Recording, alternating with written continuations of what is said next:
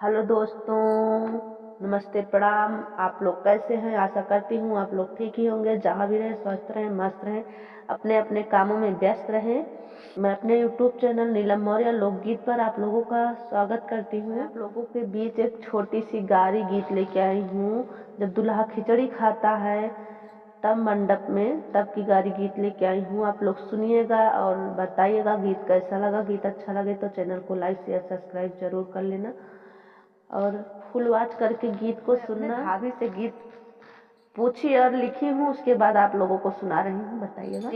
दिया कै मातल दुल्हे आखिया ना खोले हो, आखिया ना खोले हो, आखिया ना खोले दुल्हे, आखिया ना खोले हो।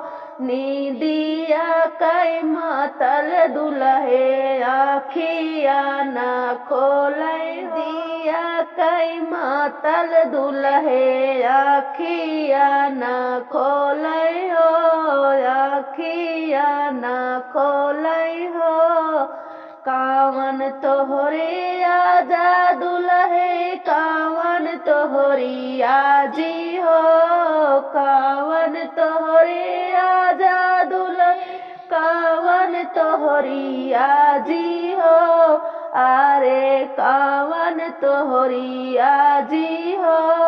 बारी उमरिया दुल्हे भेजै ससुरारी हो, बारी उमरिया दुल्हे भेजै ससुरारी। दिया कै मातल दुल्हे आखिया ना खोले हो, आखिया ना खोले दुल्हे, आखिया ना खोले हो।